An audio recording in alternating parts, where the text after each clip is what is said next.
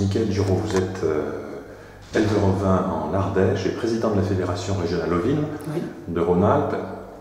Expliquez où en est l'élevage ovin dans la région, ses conditions de fonctionnement économique, mais aussi l'impact de population de loups insuffisamment maîtrisée selon vous sur les conditions de travail, bien sûr des bergers, des éleveurs, mais aussi sur les troupeaux.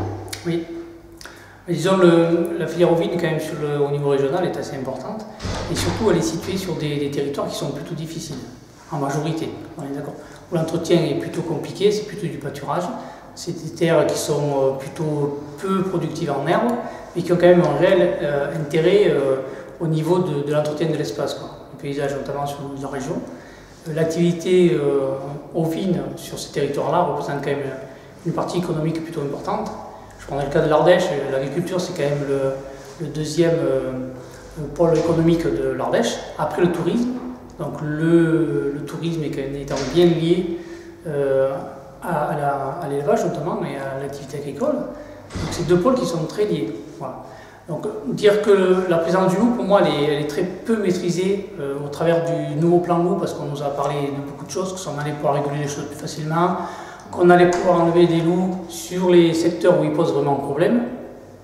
Aujourd'hui, on est bien loin de tout ça. On a un plan loup qui apporte pas grand-chose à mon avis, puisqu'on ne régule pas le loup.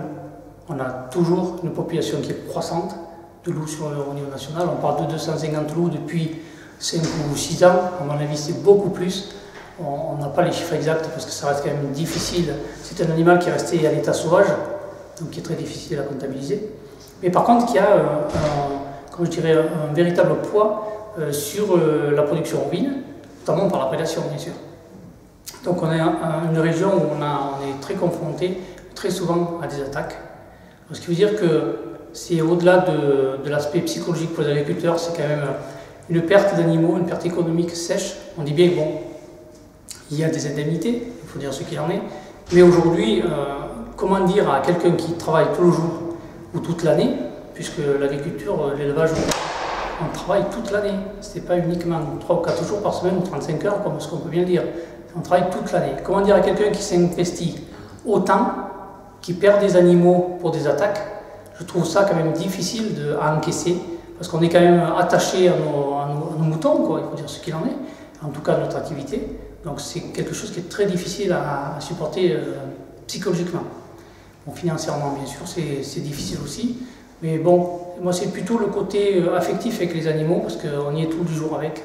Et je trouve un peu dommage de laisser détruire des animaux par un prédateur qui, pour moi, apporte rien au niveau économique sur le territoire, si ce n'est des problèmes. Donc après, bon nombre de personnes nous disent qu'il fait partie de la biodiversité. Enfin, pourquoi pas? Pourquoi pas? Sauf que les contraintes qu'il apporte derrière ont beaucoup plus de conséquences que le bien-être qu'il pourrait apporter. D'accord. Alors combien de prédations lors de la dernière saison d'estive en Ardèche? Les chiffres ne sont pas encore connus. Non, mais enfin, on a une idée. On sait que de toute façon le loup a conquis tous les massifs au niveau national aujourd'hui. Tous les massifs français sont conquis par le loup.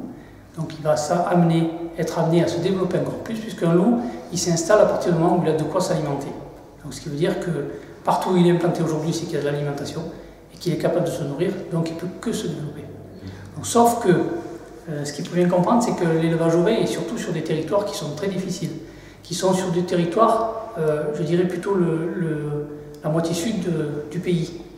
C'est sur des zones sèches, des zones à climat méditerranéen. Les animaux l'été pâturent essentiellement la nuit, puisque le jour il ne peut pas, il fait trop chaud. Donc voilà, c'est des conséquences et en tout cas c'est une facilité pour lui de prédater des animaux. Ça facilite les attaques. D'accord. Et les mesures d'accompagnement sont lourdes à mettre en place? C'est-à-dire qu'on a des mesures qui sont plutôt lourdes, puis sur certains territoires, je prends le cas de l'Ardèche, on est sur beaucoup de lots par exploitation, sur des parcelles très morcelées, ce qui veut dire qu'on multiplie les lots par exploitation. Enfin, à titre personnel, il y a des moments où j'ai 10 lots de brebis. Donc pour aller mettre des mesures de protection autour de 10 lots de brebis, avec tout, je dirais, elles ne sont pas concentrées autour de la bergerie, c'est qu'il y en a de partout. je suis sur à peu près 5 ou 6 communes différentes sur le département. Ce qui veut dire que c'est très morcelé, j'ai des bêtes un peu de partout. Donc j'arrive à le gérer comme ça, en les visitant régulièrement. Mais s'il nous faut mettre des mesures de protection, que ce soit pour la nuit, que ce soit des chiens patous, que ce soit même des bâtiments pour les rentrer la nuit, c'est infernal, c'est ingérable, c'est pas possible à faire. Donc sur des climats et une organisation de travail tel qu'on a sur ces départements-là, c'est impossible à gérer. Ce qui veut dire que c'est déjà des territoires qui sont très difficiles. Donc le travail est fait essentiellement à la main. Ce qui veut dire que si on continue à décourager les agriculteurs, parce que c'est ça en fait, c'est qu'au bout d'un moment on est découragé, on se dit moi j'en ai marre de me lever. Vous prenez le cas d'un maçon, on va prendre cet exemple-là. La journée il travaille, il monte un mur, il monte un bâtiment, il monte quoi que ce soit. La nuit on arrive, quelqu'un lui le détruit. On lui dit bon ben t'es indemnisé, très bien, pourquoi pas. Sauf que si c'est toutes les nuits, au bout d'un moment il y a un ras-le-bol quoi. Et bien c'est la même chose pour les éleveurs. C'est-à-dire qu'on s'efforce la journée à avoir des choses, à travailler pour développer une activité. Si la nuit elle est détruite parce qu'il y a des attaques, ou même, on ne dort plus quoi, au bout d'un moment, on a le tracas permanent de savoir qu'est-ce qui va se passer cette nuit, comment on va gérer les choses.